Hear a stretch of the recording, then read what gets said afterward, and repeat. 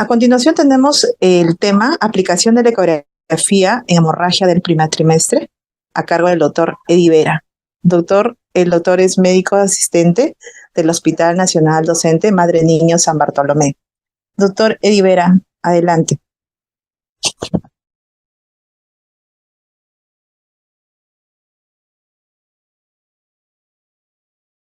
Muy buenas tardes con todos.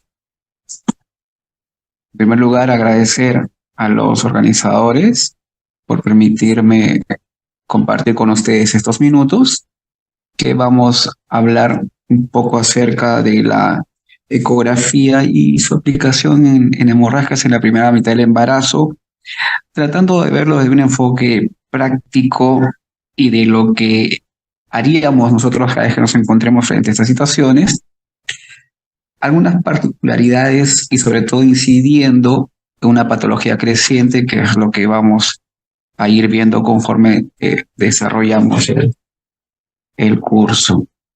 Entonces, cuando hablamos de hemorragia de la primera mitad del embarazo, siempre se nos va a venir a la mente tres temas. Uno, que tiene que ver con abortos, otros con embarazo ectópico y otro grupo con enfermedad molar. Querer abarcar todo esto definitivamente sería complicado, así es que vamos a hacer cosas muy puntuales de cada una de estas situaciones. A esto es lo que me refería, estos tres ítems que cada uno seguramente tendríamos que abordarlo en una sola sesión, ¿no? Pero, como les digo, vamos a ver cosas puntuales de cada uno de ellos. Cuando hay un sangrado, inmediatamente se nos viene a la mente complicaciones, sabiendo que podemos estar en cualquiera de los tres espectros, ¿cierto? Siempre pensar en cualquiera de estas tres situaciones mencionadas previo. No todo es aborto, aborto, aborto. Nosotros de repente, desde el punto de vista ginecobstétrico, podríamos tener ese sesgo. Que lo importante siempre es ver todo el panorama. Es una hemorragia la primera mitad del embarazo. Sangrado es lo que nos va a llamar la atención. Eso es lo que vamos a observar. Si estamos hablando de la primera mitad del embarazo, estamos hablando de las primeras semanas. ¿Y por qué se puede producir?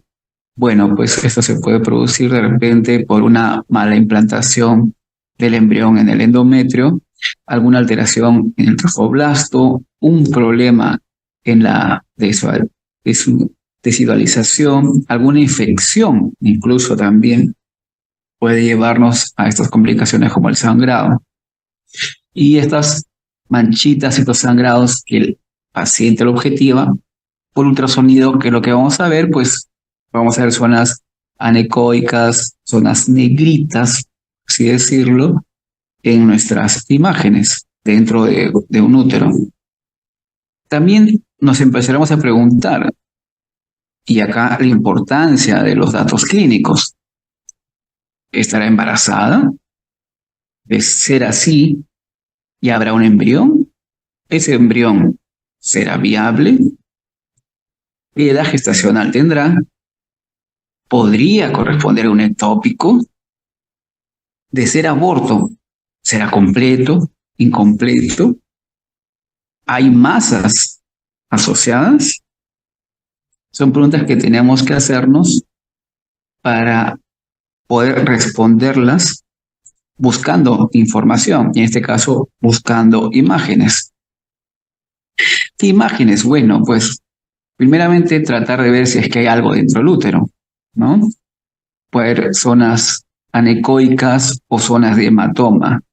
Estas famosas zonas de hematoma, que seguramente ya en algún momento lo han visto, si esa área de hematoma es menos de un cuarto del saco gestacional, y ahí tenemos que observar el saco gestacional. Si es menos de un cuarto del saco gestacional, pues por lo general no va a tener mayor trascendencia. Es cuando pasa de este tamaño es que sí podría llevarnos a alguna eventualidad, ¿no? Lo que nos compete a nosotros es describir. Tenemos que describir lo que estamos visualizando. Y aún viendo esa zona de hematoma, imaginemos que no hay ningún sangrado y simplemente es un hallazgo. no tendríamos por qué poner ni siquiera el diagnóstico de amenaza de aborto, sino el diagnóstico que corresponde a la descripción, un hematoma. Si es que hubiera un embrión y dependiendo del tamaño, también es importante verificar si hay o no hay latidos en ese embrioncito. Y aparecen una serie de definiciones sobre aborto. El término amenaza de aborto, aborto en curso, aborto inminente, inevitable, aborto completo, incompleto, aborto retenido. Seguramente en alguna literatura lo vamos a poder encontrar como frustro, aborto séptico, aborto recurrente. También habrá literaturas de repente que puedan encontrarlo como aborto habitual. Entonces, importante los datos, la historia clínica, el examen físico, la ecografía, trascendental. Nosotros podemos colocar un espéculo, ver el cuello del útero que está cerrado, pero sin embargo no sabemos ese uterito si tiene o no tiene contenido. La ecografía, el ultrasonido nos va a ayudar a dilucidar esa interrogante. Y entre los exámenes de laboratorio hay uno de ellos que nos da bastante información. La HCG, la hormona gonadotropina coriónica, el HCG. Ese dato es importantísimo.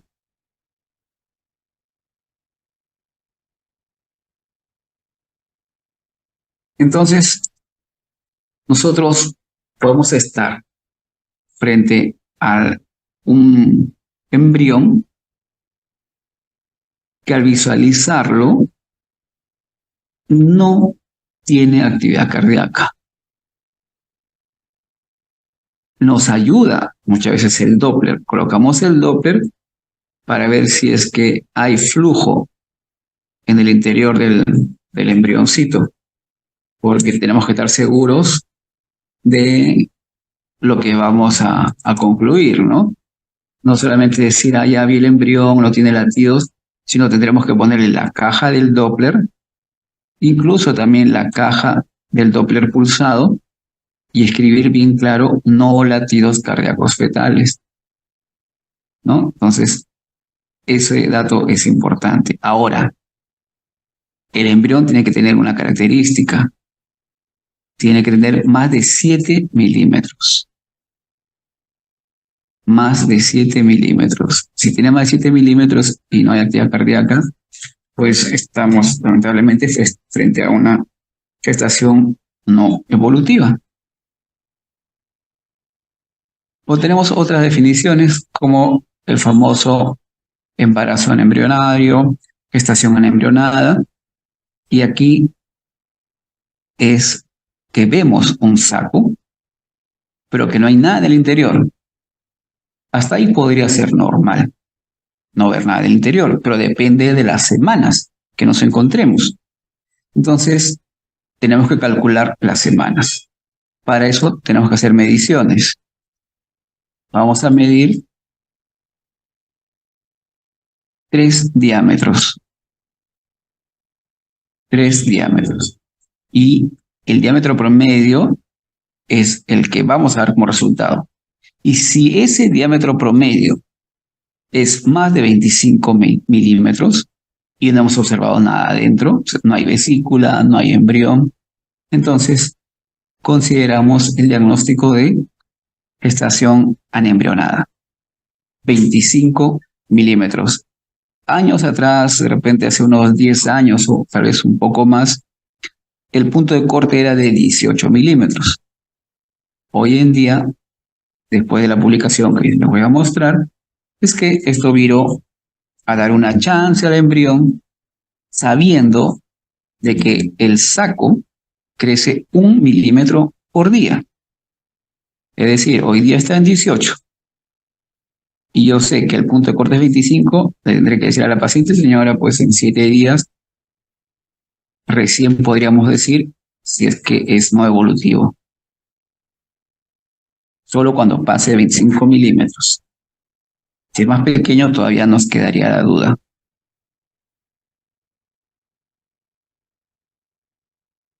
Y luego, los famosos abortos completos. La definición sencilla, ¿no?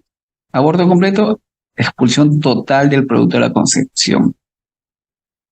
Pero entonces, ¿cuándo decimos que ha expulsado totalmente el producto de la concepción desde el punto de vista de ultrasonido?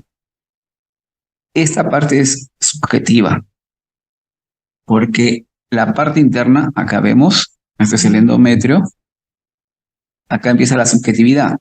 Alguien podría decir, sí, pues ya no hay nada, pero realmente, a ciencia cierta, podríamos estar completamente equivocados. Es mucho más sencillo identificar un aborto incompleto que un completo. El completo, bueno, si es una línea como esta acá, no admitiría mayor discusión, ¿no? Pero el grosor del endometrio es lo que a veces nos puede hacer dudar de concluir que se trata de un aborto completo. Por otro lado, el término amenaza de aborto. Amenaza de aborto es un diagnóstico clínico que se evidencia sangrada una paciente con amenorrea y un embarazo intrauterino. En este caso, pues, se va a observar que el embrión tiene vida. Es una paciente que ya se le examinó, el cuello está cerrado, pero queremos saber cómo está el embrión. Se hace la ecografía y se visualiza un embrioncito, ponemos acá el Doppler pulsado y vamos a poder escuchar los latidos. Entonces es una amenaza de aborto. El Doppler pulsado nos da la información de los latidos. Ahora la contraparte del aborto completo. Miren este endometrio. Es un endometrio que a nivel distal es irregular, tiene zonas anecoicas. Igualmente, acá la imagen del lado izquierdo, con zonas anecoicas, irregular. No es un endometrio homogéneo, ninguno de los dos, incluso el grosor, ¿no? Entonces, teniendo el dato, la información previa de que fue un embarazo intrauterino, teniendo esa información, y ahora vemos estas imágenes, entonces es que podríamos plantear el diagnóstico de aborto incompleto. Pero si ustedes no conocen a la paciente y les llega una ecografía con el diagnóstico de aborto incompleto, averigüen, tengan más información, porque esos famosos abortos incompletos podrían tratarse de un embarazo ectópico.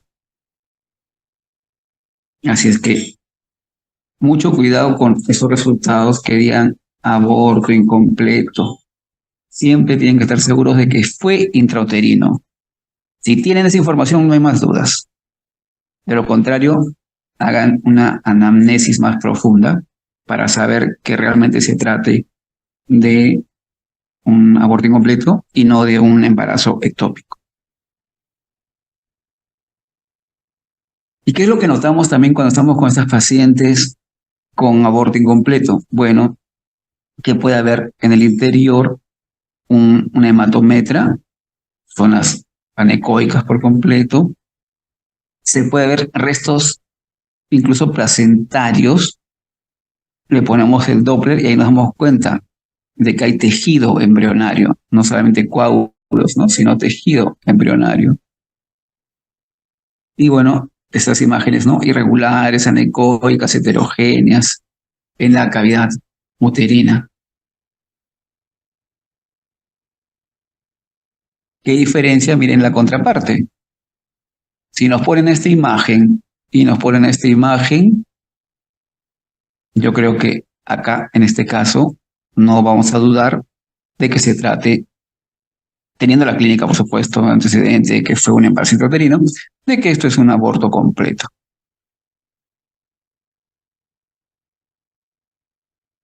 ¿Qué más tenemos que ver en este momento? La vesícula vitelina es muy importante.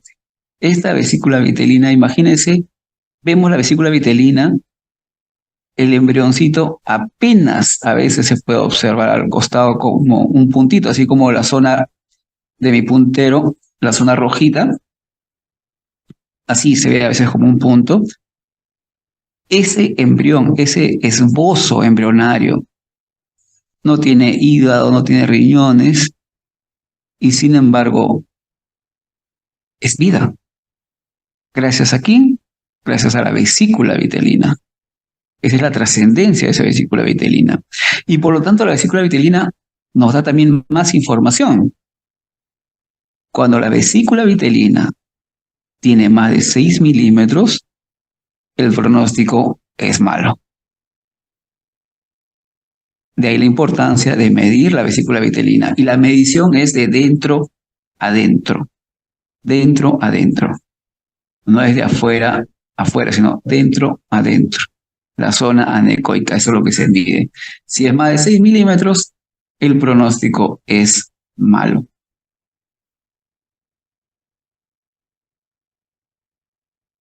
Este fue el artículo que revolucionó en su momento el manejo de la gestación anembrionada, el manejo de los embarazos viables o no viables.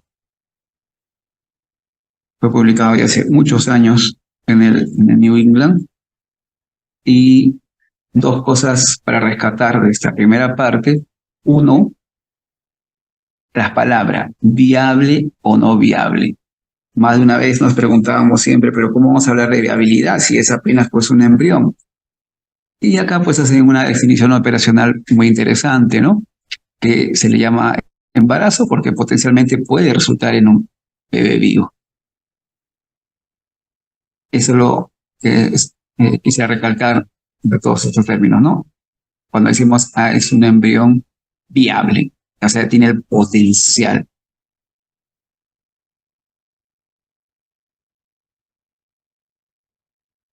El embrión, ¿cuándo voy a decir de que no es viable o que es un embarazo no evolutivo? Si es que viendo un embrioncito que tiene 7 milímetros o más y no tiene latidos. El embrión tiene 7 milímetros y no le escuchamos latidos, pues es un embarazo no evolutivo. Y recordar siempre que el saco gestacional crece 1 milímetro por día.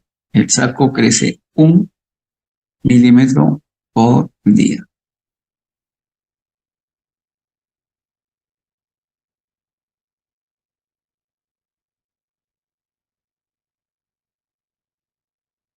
Que puede también provocarnos sangrados, amenazas de aborto, pues las alteraciones müllerianas. Las alteraciones müllerianas tienen todo un espectro.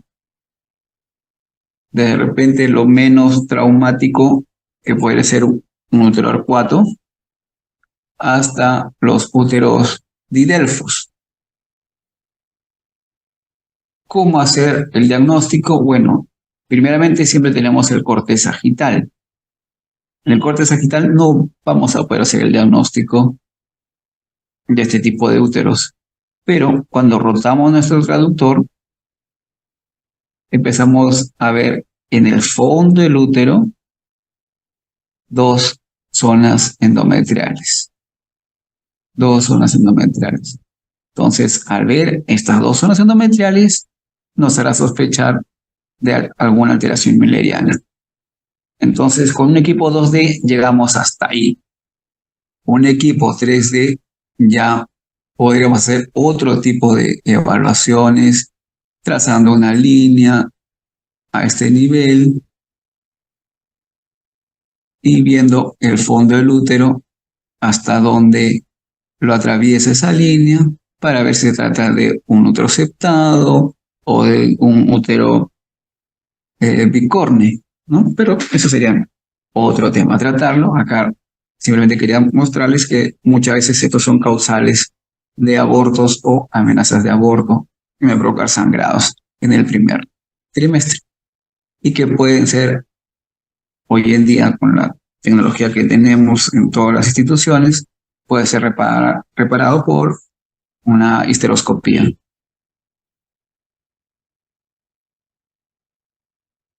Su mismo nombre lo dice, implantación anormal del embarazo. Normalmente se debería implantar en la cavidad uterina, pero cuando no sucede esto, estamos frente a un embarazo ectópico. El ovario va a enviar al huevito durante la ovulación. El espermatozoide ingresa por acá. Hace un recorrido de kilómetros para él. Acuérdense que son micras nada más que mide el embrión. El espermatozoide va a atravesar esta zona del ostium para encontrarse con el huevo en la trompa. Y como se encuentran en la trompa, ahí se produce la fecundación. Por supuesto que este tiene que ser el sitio donde mayor porcentaje de embarazos ectópicos se va a presentar, es decir, en la trompa. Después puede haber embarazo en el ovario, puede ser en el abdomen, puede ser en el cuello o incluso puede haber un embarazo intrauterino y un embarazo ectópico. Y estos embarazos heterotópicos, es decir, fuera y dentro de la cavidad, heterotópicos, cada vez hay un aumento, y hay un aumento porque por las tecnologías de reproducción asistida. De ahí han aumentado más los casos de embarazos heterotópicos.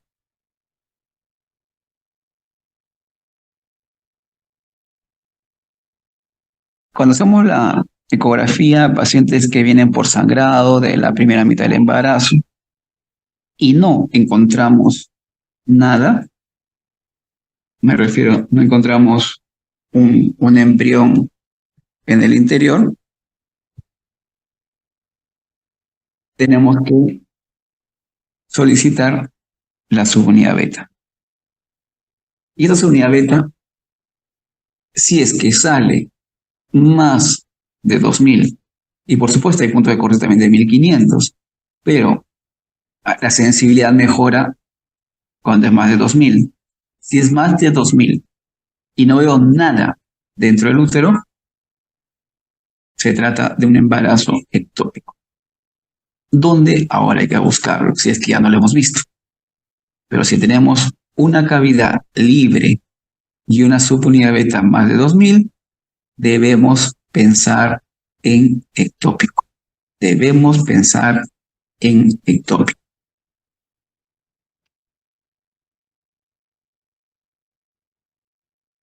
Y estamos nosotros acudiendo a un fenómeno que causa morbilidad. Los embarazos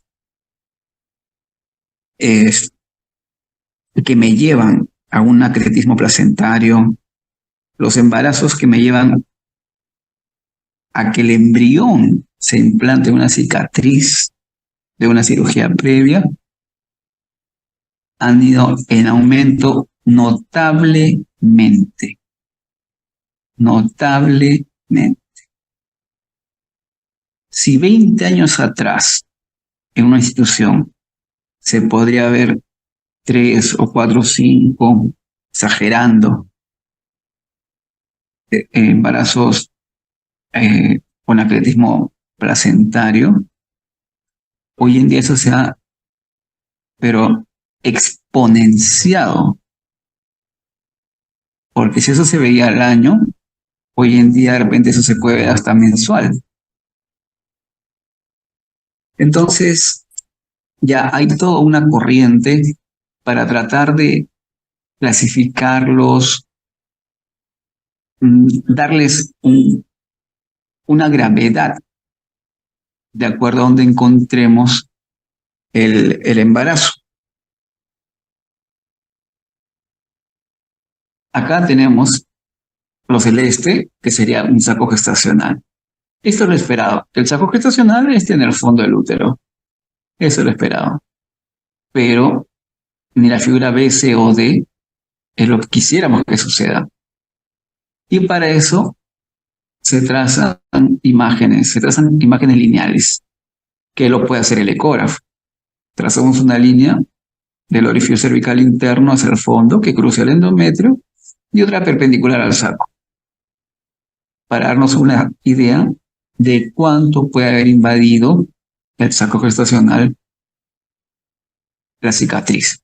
Y eso nos va a dar, por supuesto, un pronóstico de la paciente.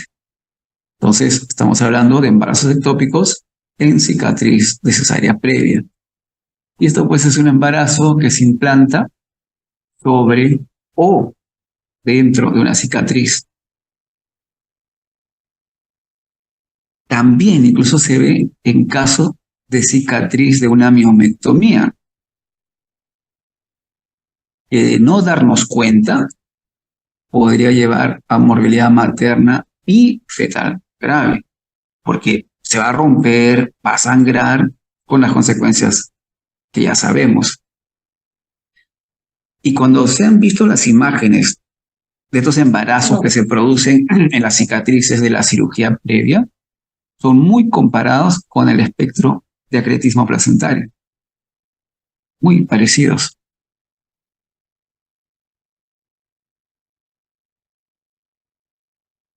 Entonces, puede que se dé ese embarazo en la cicatriz o puede que se dé en el istmocele,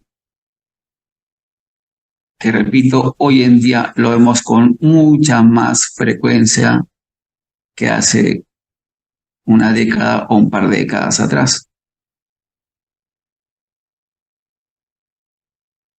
Y dependiendo pues dónde se encuentre, vamos a empezar a clasificarlos. Si el saco es hacia el interior, se llama endógeno. Si el saco que se hace afuera se llama exógeno. Pero surgen una serie de clasificaciones de acuerdo a donde nos encontremos. Este es un tipo de clasificación. Hay otros más. De acuerdo a estos tipos es que se le va a dar la gravedad que corresponda, ¿no? La probabilidad de que se produzca, pues 1 cada 2.000 embarazos, 4 a 6% de los embarazos con implantación anormal, con parto por cesárea previa. Y este dato, que la incidencia está en relación con el número de cesáreas previas. Está en relación con el número de cesáreas previas. Es directamente proporcional. Este mecanismo no está claro. Plantean que es una migración endógena del embrión a través del defecto en cuña en la zona del segmento, que ahí se va a producir una invasión de las vellosidades justo pues en la zona de la cicatriz. ¿Y esto por qué se produciría? Pues parece que a los embrioncitos les gusta estar en la zona donde hay baja tensión de oxígeno. Es decir, que la cicatriz atraería al embrión. ¿Hay asintomáticos? Sí, un tercio incluso puede ser asintomáticos, pero el sangrado es lo más común en el otro gran grupo de pacientes y puede llevar incluso hasta el shock. ¿Y por qué el shock? Por la cantidad de sangrado producto de la ruptura del útero. Hoy en día las pacientes tienen más acceso al ultrasonido. Entonces, está en nosotros en poder hacer este diagnóstico lo más precoz. Y la precocidad es en el primer trimestre, ¿no? Ahí estaremos buscando el saco en la zona del segmento uterino. A su vez, esa zona del segmento, con una zona necoica, algo negrito que está ahí, vamos a empezar a ver las fronteras, los límites de ese saco. ¿Para qué? Para saber qué tan delgado está el miometrio o qué tanto ha ingresado a la vejiga ese saco gestacional. Ya hay bastante bibliografía publicada actualmente en el mundo y, por supuesto, coinciden muchas en que a estos embriones les gusta buscar las zonas hipóxicas y que, por supuesto, lleva a gran mortalidad. Este es el útero, el orificio cervical interno. Hacemos una línea acá y buscamos dónde está, qué tanto ha invadido el saco, qué tanto invadió el saco. Vemos también la zona que quede del miometrio. Entonces, esta información es importante cuando se hace el ultrasonido. El saco acá está completamente dentro de la línea. O sea, puede tratarse de un caso C o D en este caso. Hay poco espacio de miometrio.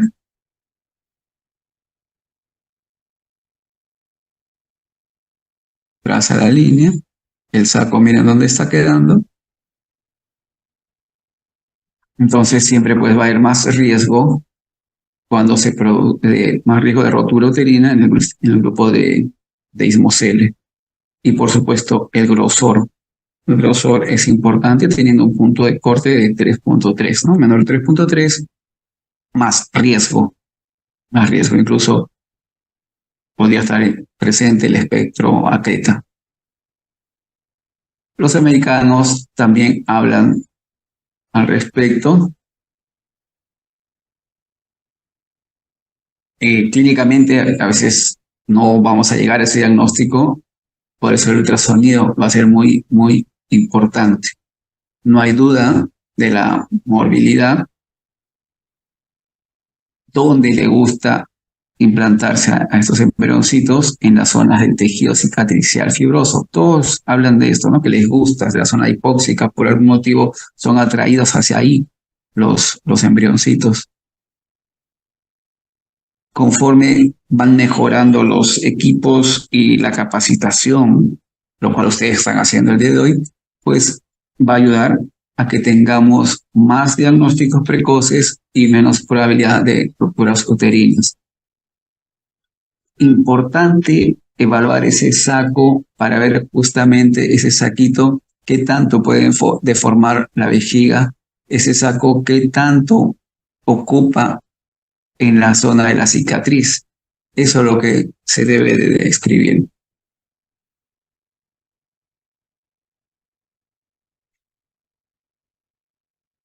También debemos recordar que la zona del segmento, el segmento uterino inferior, menos desarrollado en embarazos que nacen por mala presentación. Es como que si el segmento pues no se estira, por así decirlo, ¿no? La cicatriz de histerotomía más gruesa presenta más riesgo de mala curación y de dehiscencia microscópica. Siempre buscar saco. La ecografía transvaginal es la modalidad para poder hacer el diagnóstico a través del ultrasonido. Tratar de ver siempre la vejiga y mejor incluso las imágenes, en este caso, en este tipo de pacientes, que la vejiga no esté vacía, sino por el contrario, tenga algo de orina para que me dé una ventana y pueda observar el borde de la zona del segmento.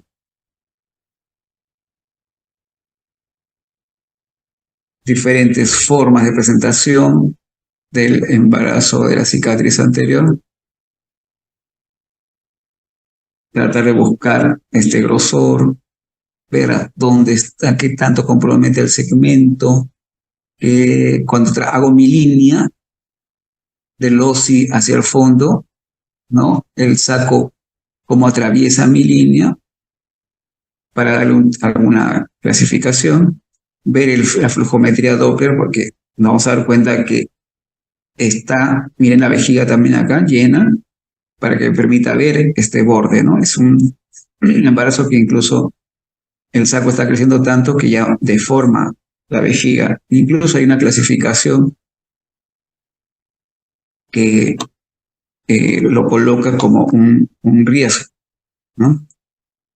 Y hay recomendaciones muy claras al respecto en estos casos, ¿no? No debería haber manejo expectante.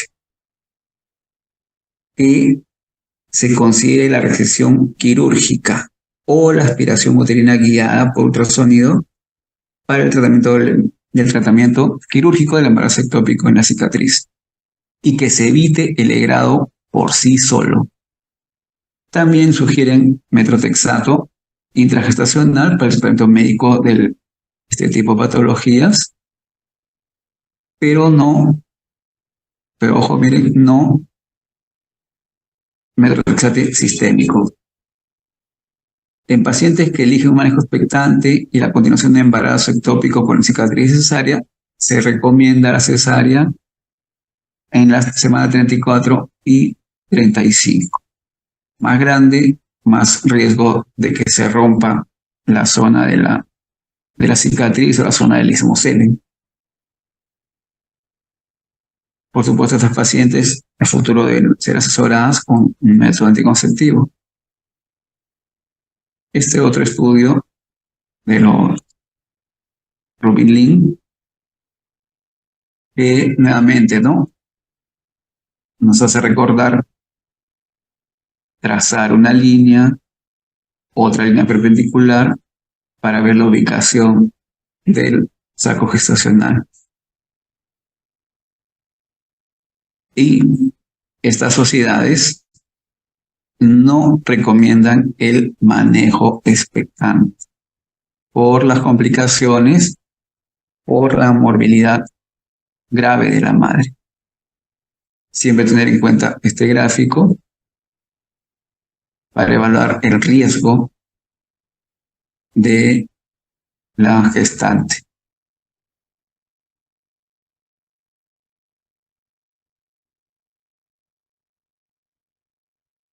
Esta es una clasificación muy, muy simpática. Este estudio de China.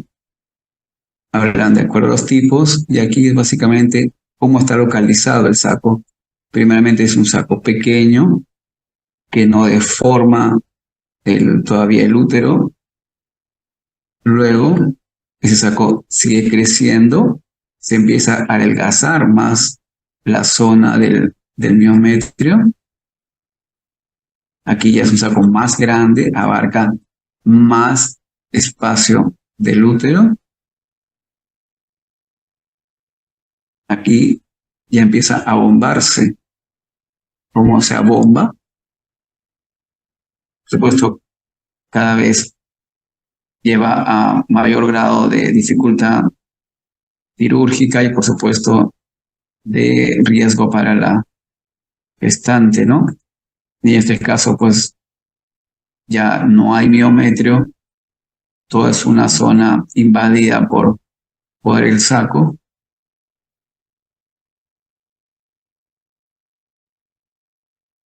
Y para ir finalizando, pues veremos la enfermedad trofoblástica gestacional. Cuando nosotros podríamos ver a una paciente con mola, estos serían los quistes tecaluteínicos, que deberíamos verlo en el ultrasonido. La incidencia va a depender del tipo de hospitales, ¿no? Hay hospitales que son referenciales, en los hospitales referenciales, por supuesto, van a tener una mayor incidencia. Las enfermedades molares, por lo general, son benignas. Un porcentaje mínimo de ellas migra hacia la malignidad. Las características son muy conocidas. zonas anecoicas vesiculares, y en los costados, los quistes tecaluteínicos. La enfermedad molar, vesícula y los quistes tecaluteínicos. Cuando se convierte en mayor problema hacer el diagnóstico de este tipo de patologías, cuando nos enfrentamos a una mola parcial. ¿Por qué? Porque en la mola parcial tenemos tanto tejido embrionario como tejido molar. Y en la imagen podría corresponder no solamente a una mola, acá vemos, ¿no es cierto? Esto diríamos que es una mola, pero ahora les muestro otra imagen. Esta imagen, si no les hubiera puesto el título, probablemente me dirían, es una mola. Pero estos son los casos de la displasia mesenquimatosa. Hacer el diagnóstico de uno u otro es muy complicado. Básicamente lo va a hacer el patólogo, porque si se fijan, las imágenes son muy similares. Son muy similares. Es decir, cada vez que estemos frente a una mola parcial, ojo, parcial, es decir, que yo logro ver un embrioncito, no solamente puede ser mola parcial, sino también podría corresponder a displasia mesenquimatosa. Displasia mesenquimatosa. Es menos frecuente, pero siempre hay que tenerlo en el diagnóstico diferencial.